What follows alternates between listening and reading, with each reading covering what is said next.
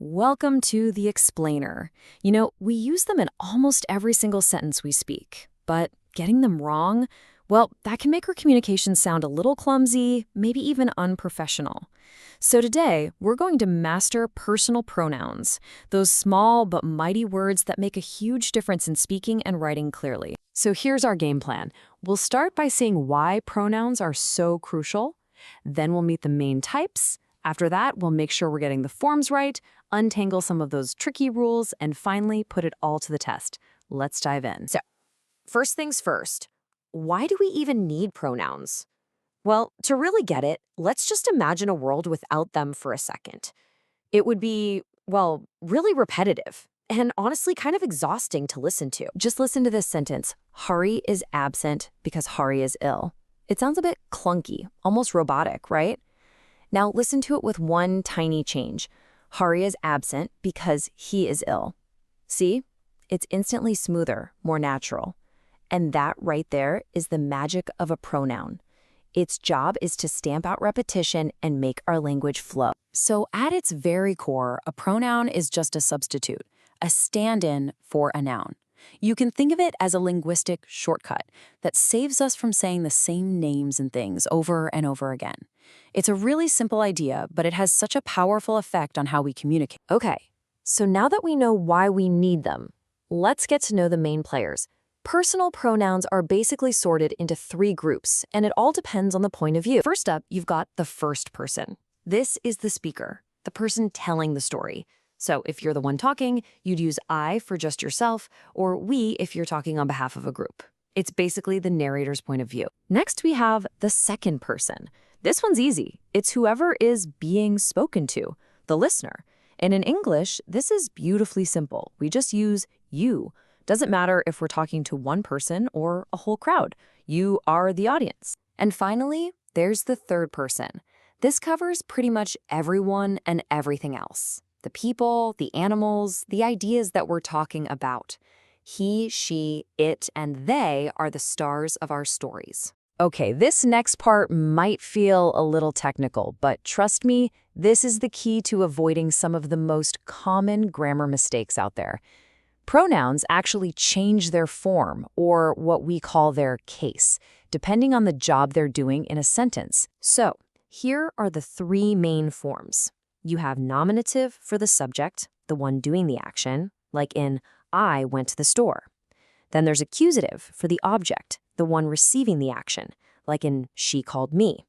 And finally, possessive, which, just like it sounds, shows ownership. That book is mine. Now here's a really important little detail about possessives. A possessive adjective like my or your always needs a noun right after it. This is my book. But a possessive pronoun, like mine or yours, stands all by itself. It actually replaces the noun entirely. This book is mine. See the difference? All right, let's roll up our sleeves and tackle the rules that seem to trip people up the most. Once you get these down, you'll be able to handle pretty much any tricky sentence with total confidence. You know, the pronoun it is a real workhorse of the English language. I mean, think about it. We use it for objects, of course, but also for animals, and even as a placeholder for big ideas like time or weather. When we say, it's raining, or it's 10 o'clock, what is it really?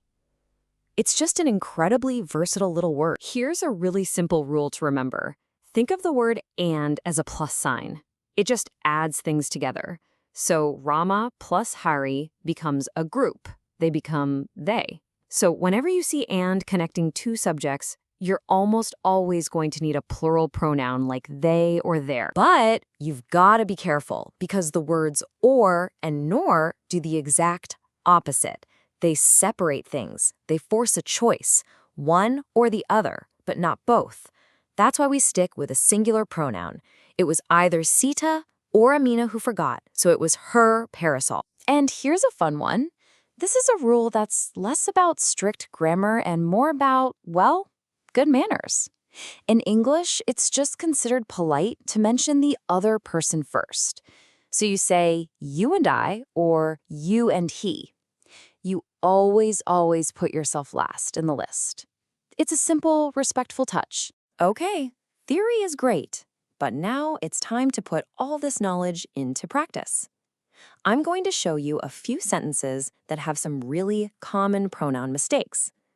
Think you can spot the correct choice? Let's find out. Okay, first one. Wait for Hari and is it I or is it me? This one is a classic stumbling block. Take a second. What do you think? If you said me, you are absolutely right. And here's the simple trick. The word for is a preposition. Any pronoun that comes after a preposition is an object, so it has to be in that accusative case. That's why it's me, not I. A great little rule to remember. Let's try another one that follows the same logic.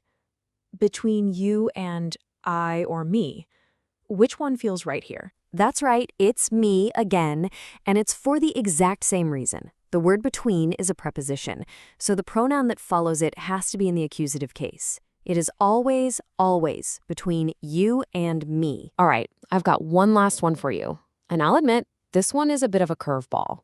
It's designed to really test your understanding of that preposition rule. Ready? The correct answer is him. Now, I know this one is tricky. We usually think of but as a word that connects ideas. In this sentence, however, but actually means except, and except is a preposition. So, what comes after a preposition? You got it, an accusative pronoun. Nobody will help you except him. And just like that, you've untangled the world of personal pronouns. From persons to cases to politeness, you now have a complete toolkit to use them with confidence. They might be small words, but getting them right makes a world of difference in how clear and polished you sound. So the only question is, what's next on your grammar journey?